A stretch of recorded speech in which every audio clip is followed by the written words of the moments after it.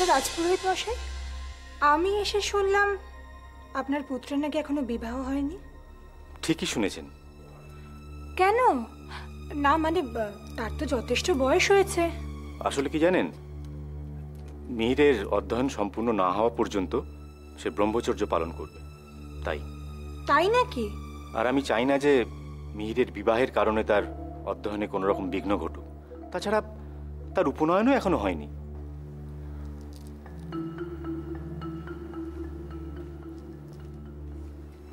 কি দায়িত্বশীল পিতা! পুত্রের জন্য কত কিছু ভাবেন বলো। সে ঠিক আছে দিদি, কিন্তু পুত্রের বিবাহ না হওয়া পর্যন্ত একজন পিতার তো চিন্তা হবেই। তবে উনি তো আর একা নন, ক্ষণার জন্য তো আমরাও চিন্তিত বলো। তারও তো এখনো বিবাহ হলো না, উপদেশের কোনো পুত্র সন্তানও নেই। কে জানে এই সিংহাসনের উত্তরাধিকারী কে হবে,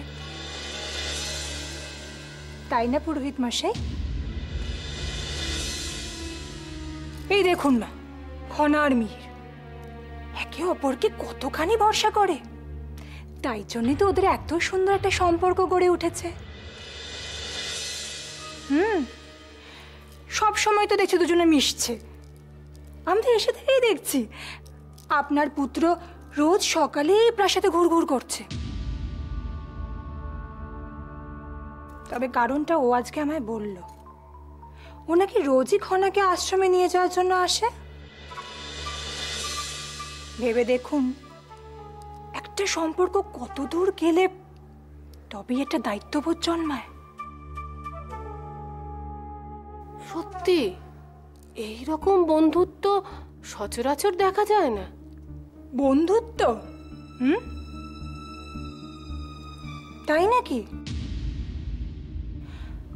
আমি তো ভেবেছিলাম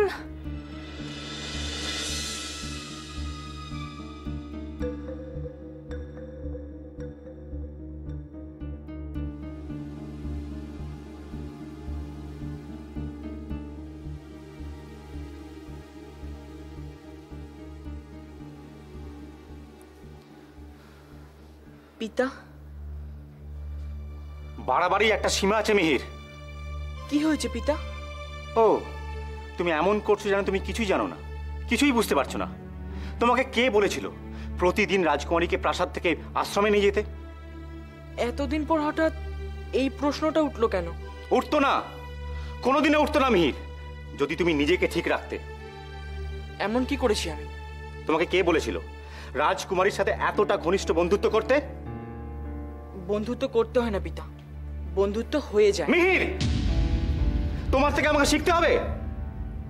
তুমি ভুলে যেও না তুমি তোমার পিতার সাথে কথা বলছো। আমায় ক্ষমা করবেন, আমি তো শুধু আপনাকে সত্যি কথাটাই বললাম। তাহলে তুমিও শুনে রাখো, আজ থেকে তুমি খনার সাথে বেশি মেলামেশা করবে না। কোনো প্রয়োজন নেই তাকে প্রতিদিন আশ্রমে নিয়ে যাওয়ার।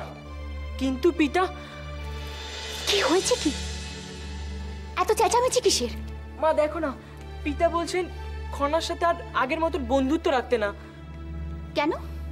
কারণ খনার সাথে তোমার ছেলের বন্ধুত্ব নিয়ে আমাকে আজ অনেক কথা শুনতে হয়েছে। কেন? কে কি বলেছে? আজ এই নিয়ে কর্ণিমা আমাকে যথেষ্ট বাঁকা বাঁকা কথা শুনিয়েছেন। উমা, সে কি? ছি ছি ছি ছি ছি, শেষ পর্যন্ত আমাকে এইভাবে অপমানিত হতে হলো। শুনুন, উনি তো নতুন মানুষ, হয়তো ভুল বুঝে কিছু বলে। মানুষ এমনি এমনি কিছু বলে না রেবতী। তোমার ছেলে নিশ্চয়ই এমন কিছু করেছে।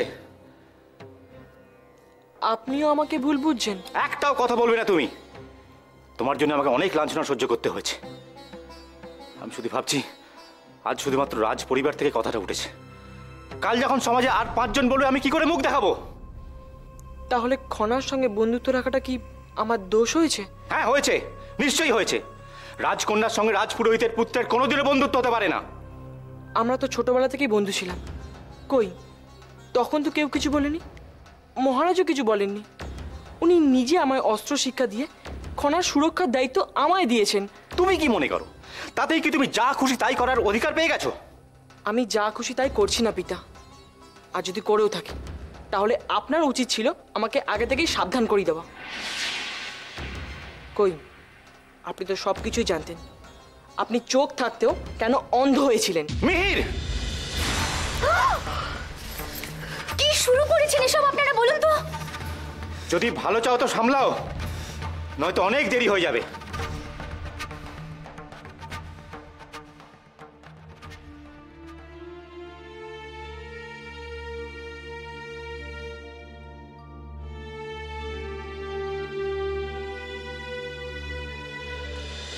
আপনিও আমাকে ভুল বুঝছেন। একটাও কথা বলবে না তুমি। তোমার জন্য আমাকে অনেক লাঞ্ছনা সহ্য করতে হয়েছে। আমি শুধু ভাবছি আজ শুধুমাত্র রাজ পরিবার থেকে কথাটা উঠেছে। কাল যখন সমাজে আর 5 জন বলবে আমি কি করে মুখ দেখাবো? তাহলে খনার সঙ্গে বন্ধুত্ব রাখাটা কি আমার দোষ হয়েছে? হ্যাঁ হয়েছে, নিশ্চয়ই হয়েছে।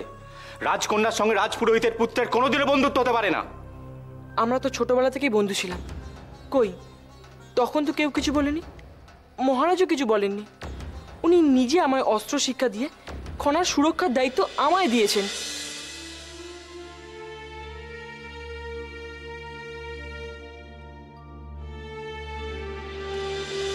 আমি যা খুশি তাই করছি না পিতা। আর যদি করেও থাকি তাহলে আপনার উচিত ছিল আমাকে আগে থেকেই সাবধান করিয়ে দেওয়া। কই, আপনি তো সব কিছুই জানতেন। আপনি চোখ থাকতেও কেন অন্ধ হয়েছিলেন? মিহির, কি শুরু করেছেন এসব আপনারা বলুন তো?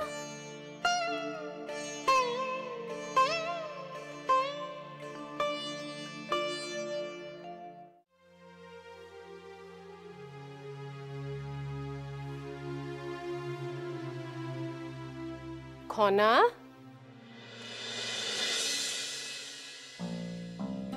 সকালে তোমার কন্যিমার ব্যবহারে তুমি খুব দুঃখ পেয়েছো, তাই না? ও এই সময় প্রাসাদে কি করছে খনা? ও আমাকে আশ্রমে নিয়ে যেতে এসেছে। ও তোমাকে আশ্রমে নিয়ে যাবে? হ্যাঁ, ওই তো আমাকে রোজ নিয়ে যায়। কি ব্যাপার দিদি? প্রাসাদে এতজন থাকতে হঠাৎ করে মিহিরকে এত বড় দায়িত্ব দেওয়া হলো? ও আমার ভালো বন্ধু, তাই। ভালো বন্ধু? হ্যাঁ, চমৎকার। আচ্ছা দিদি, ভালো বন্ধু হোক আর যাই হোক, একজন রাজকুমারীর কি একটি ছেলের সাথে এইভাবে ঘুরে বেড়ানোটা উচিত? কি ব্যাপার বলো তো তোমার? মতলবটা কি? খনার জন্য এত কেন করছো তুমি? খনা আমার ভালো বন্ধু বলে। বন্ধু? হ্যাঁ, বন্ধু বলে? নাকি উপদেশের কোনো পুত্র সন্তান নেই আর তুমি খনাকে ধরে তার সর্বস্ব বাগিয়ে নিতে চাইছো? বড্ড মাথা গরম মেয়ে। রাগের মাথায় কাকে যে কি বলে ফেলে ওর কিচ্ছু খেয়াল থাকে না। একদম ঠিক কথা বলেছেন মাসুমা, আমিও তো সেটাই ভাবছিলাম। তুমি কিন্তু রাগ করো না খনা, হ্যাঁ? মিহিরকেও বুঝিয়ে বলো। মাসুমা, আমি একটুও রাগ করিনি, আর মিহিরও একটু রাগ করেনি। আর মিহির তো বলছিল কন্যিমা ঠিক কথাই বলেছেন। এত রক্ষী থাকতে, সেনা থাকতে কেন ও রোজ দায়িত্ব নিয়ে আমাকে আশ্রমে নিয়ে যাবে বলুন তো? মিহির বলেছে এই কথা? হ্যাঁ মাসুমা, আর মিহির তো কন্যিমাকে ধন্যবাদও দিয়েছে। কেন? মিহির বলছিল কন্যিমা নাকি ও চোখ খুলে দিয়েছে। এখন তো অধ্যয়নে মন দেবার শুধু ওর কাজ, কেন অন্যদিকে মন দেবে বলুন তো? তার মানে মিহির আর এই প্রাসাদে আসবে না? তোমরা মেলামেশা করবে না? মাসুমা, এ আমি কি করে বলি বলুন তো? এটা তো মিহিরের একান্ত ব্যক্তিগত ব্যাপার, তাই না? হ্যাঁ, সে তো ঠিকই। দেখো কি হয়।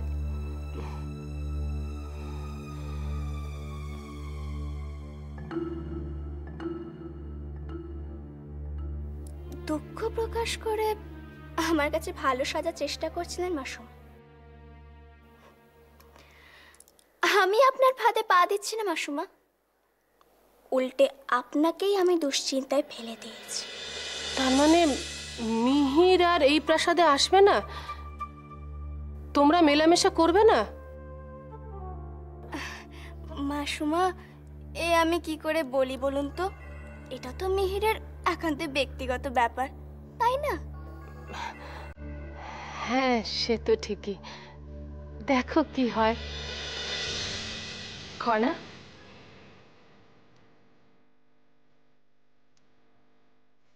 রীতিমণি, রীতিমণি, আমি না মাসুমাকে... আমি সব শুনেছি খনা।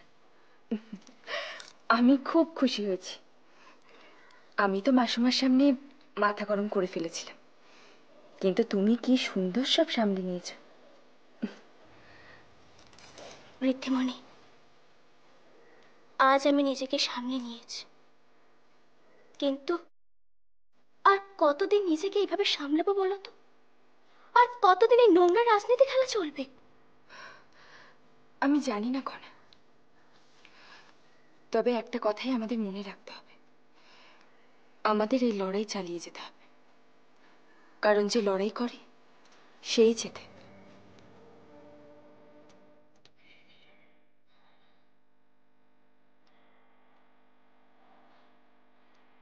আমাদের এই লড়াই চালিয়ে যেতে হবে, কারণ যে লড়াই করে সেই জেতে।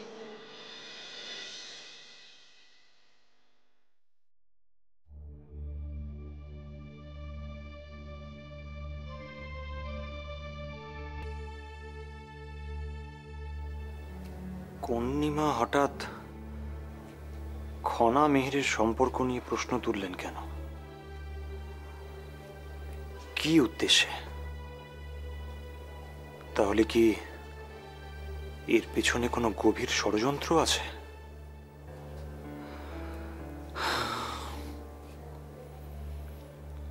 সমৃদ্ধি সভা নিয়ে যে আশঙ্কা প্রকাশ করছে, সেটাকে কি আমার বেশি গুরুত্ব দেওয়া উচিত হবে? কিন্তু কিন্তু সত্যি যদি সভায় কোনো গোলমাল হয়, মহারাজ ওই সময় রাজধানীতে নেই, তাহলে কি আপাতত সভাটা স্থগিত রাখবো?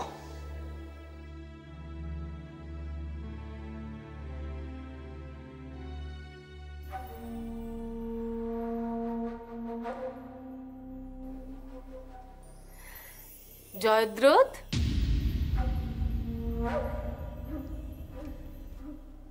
রাজপুরোহিত মশাই কি তিলক অনুষ্ঠানের দিনক্ষণ কিছু স্থির করে গেছেন? হ্যাঁ মাসুমা, উনি আজকেই আমাকে সমস্ত দিনক্ষণ জানিয়েছেন। তাহলে কবে সভার আয়োজন করা হচ্ছে? আজকেই তো দিনক্ষণ জানতে পারলাম। দেখি কত শীঘ্র সম্ভব দিন স্থির করা যায়। তবে তবে কি জয়দ্রথ? ভাবছিলাম মহারাজের অনুপস্থিতিতে এরকম একটা গুরুত্বপূর্ণ সভার আয়োজন করা কি উচিত হবে? কি বলছো জয়দ্রথ? হ্যাঁ মাসুমা, সভাটা স্থগিত রাখা যায় কিনা সে ব্যাপার নিয়ে একটু চিন্তা ভাবনা করছিলাম। সভা স্থগিত রাখা হবে? সর্বনাশ! তাহলে তো আমাদের সব পরিকল্পনাই... কি ভাবছেন মাসুমা? না, মানে বলছিলাম যে সেদিন আভেরিকে সভার কথা বলা হলো, এখন আবার তাকে স্থগিত রাখার কথা বলা হবে, সেটা কি ঠিক হবে? কেন ঠিক হবে না? আভেরি তো অপমানিত বোধ করতে পারে। দেখো জয়দ্রথ, এক মুখে নানা রকম কথা বলাটা কি ভালো? দেরি করে সভা হলে তো সভার গুরুত্বই হারিয়ে যাবে। জয়দ্রথ, সভা করার সিদ্ধান্ত নিয়েছিল উপতিষ্য, তোমাকে তার আয়োজন করতে বলা হয়েছিল মাত্র। সেই সভা তুমি কি স্থগিত রাখতে পারো? সে বুঝতে পারছি, কিন্তু আমি তো শুধু ভালোর কথা ভেবেই... নিশ্চয়ই, প্রধানমন্ত্রী হিসেবে সকলের ভালো ভাবাটাই তো তোমার কর্তব্য। কিন্তু ভালো করার জন্য কাউকে অপমানিত করাটা কি ঠিক, জয়দ্রথ? আমি কি কিছু ভুল বলছি? জয়দ্রথ, নিজের কাজটা ঠিক করে করো। প্রধানমন্ত্রী হিসেবে তোমার তো একটা সুনাম আছে, সেই সুনাম অক্ষুণ্ণ রাখার দায়িত্ব কিন্তু তোমারই।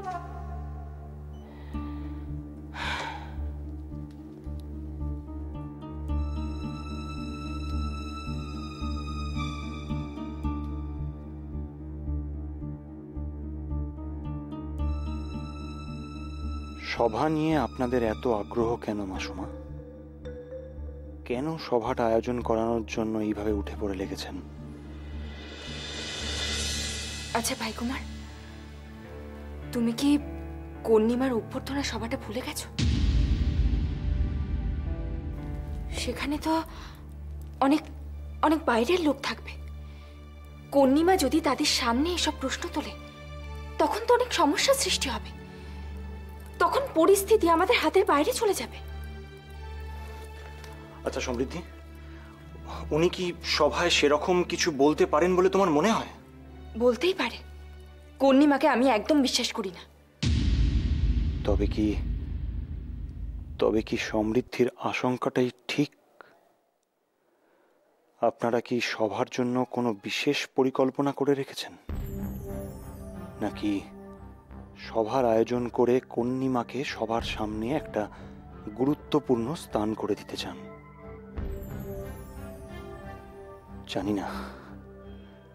জানি না কি হতে চলেছে, সময়ই এর উত্তর দেবে।